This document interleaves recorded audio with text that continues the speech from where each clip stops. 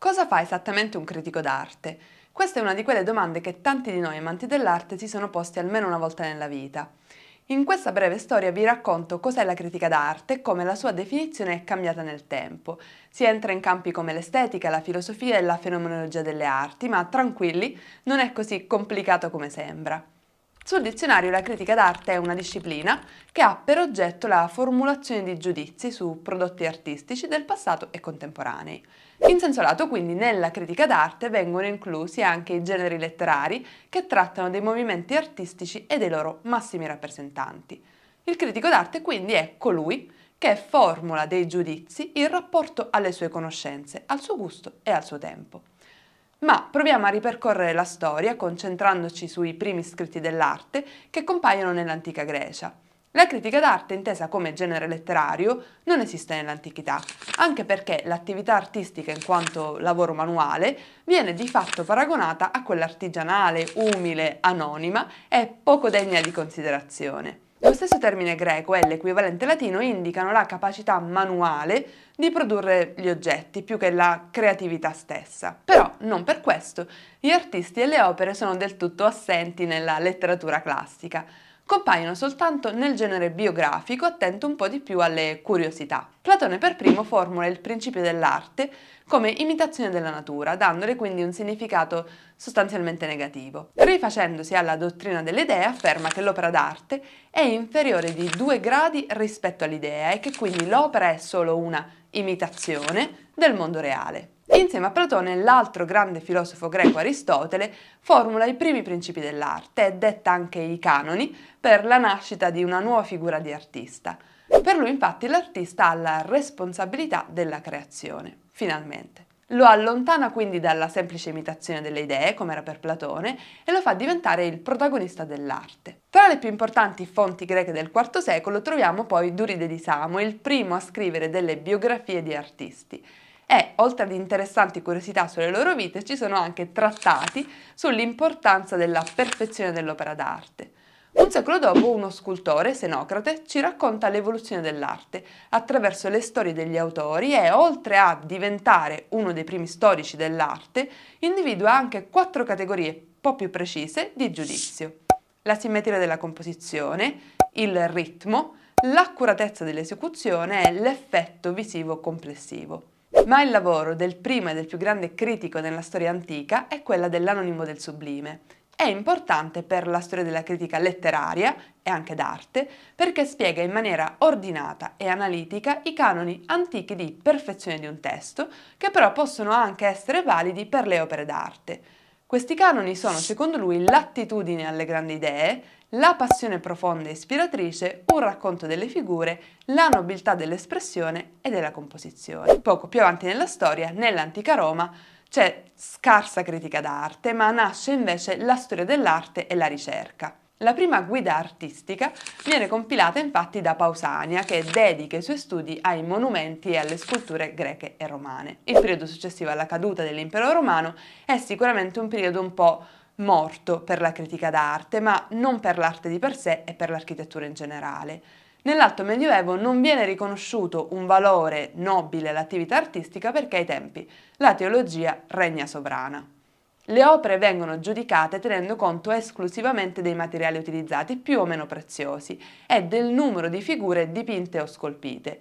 Non sono comunque neanche prese in considerazione opere che non riguardino il divino. Gli unici scritti sull'arte di questo periodo sono dei manuali pratici sulle tecniche artistiche. I primi veri giudizi estetici del Medioevo riguardano Giotto e vengono dati da scrittori come Dante, Boccaccio e Petrarca. Sappiamo tra l'altro che Petrarca è un collezionista e possiede delle opere di Giotto. Lo immaginiamo quindi essere anche abbastanza di parte nel suo giudizio. Con l'umanesimo il ruolo sociale dell'artista inizia ad essere riconosciuto, anzi a godere di grande considerazione. La rivalutazione dell'arte antica e di quella contemporanea, accompagnata anche dalla vera e propria rinascita del collezionismo, determina un fiorire della letteratura artistica.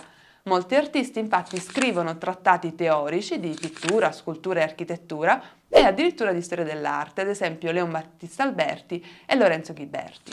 Ma che ruolo ha la critica d'arte nel Rinascimento? Una volta rinnovata la stima per le arti e per gli artisti, si preferisce il filone delle biografie. considerate più importanti per lo sviluppo dell'arte. La storia dell'arte quindi viene divisa per età. Il testo più famoso e coerente è quello di Vasari, Vite dei più eccellenti architetti, scultori e pittori italiani del 1550. In ogni biografia l'autore esprime giudizi sull'attività e sulle singole opere dei maestri del passato e contemporanei, suddividendo la storia dell'arte italiana in periodi e scuole e identificando i diversi stili. Sull'onda del successo del testo di Vasari, le biografie degli artisti e i trattati d'arte si moltiplicano sia in Italia che negli altri paesi d'Europa. Così, nel Seicento e nel Settecento la critica e la storia dell'arte diventano discipline vere e proprie, praticate dai letterati e dagli intellettuali più che dagli artisti a quel punto. Nasce così una terminologia specifica, si elaborano teorie dell'arte e dei precisi criteri di giudizio. La teoria chiamata classicista prevale a lungo sulle altre a causa della nascita delle accademie. Si giudicano le opere in base al confronto con i modelli antichi, principalmente con i capolavori di Raffaello, dei Carracci e di Poussin. Presto tuttavia nasce una critica contrapposta a quella ufficiale, l'anti-accademismo. Alcuni autori richiamano l'attenzione su altri valori propri della pittura, oltre a quelli tradizionalmente riconosciuti del disegno e dell'idea. Ad esempio si comincia a parlare di colore, espressione e di composizione. È comunque in Francia, all'inizio del Settecento, con le recensioni delle esposizioni d'arte periodiche, chiamate salon, che si affermano la moderna critica d'arte e la figura del critico. Diderot, per esempio, prendendo posizione a favore di certi artisti, cerca proprio di influenzare gli orientamenti artistici e il gusto del pubblico. Nell'Ottocento con Baudelaire nasce invece la critica militante, che viene praticata da poeti e letterati e soprattutto dai critici di professione. La grande diffusione quindi del collezionismo, l'ampliarsi del mercato dell'arte e il moltiplicarsi delle correnti artistiche contemporanee, insieme ai concorsi pubblici di pittura e di scultura, portano alla ribalta la critica d'arte come genere letterario. I critici hanno ora a disposizione spazi e sedi dove si possono esprimere.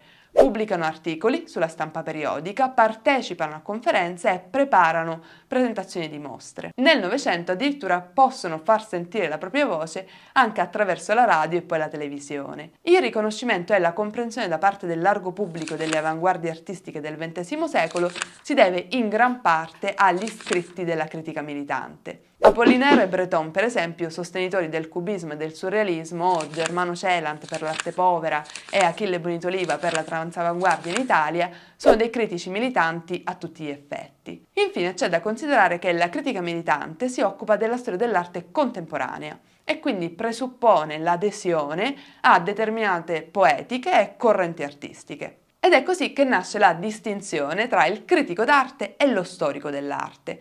Questo infatti è concentrato sulla riscoperta degli avvenimenti del passato, una divisione che diventa necessaria ma al tempo stesso rischia di essere inesistente in alcuni casi nella nostra storia dell'arte contemporanea. E se questa breve storia della critica d'arte ti è piaciuta, lascia un like e iscriviti al canale attivando la campanella per non perdere i prossimi video.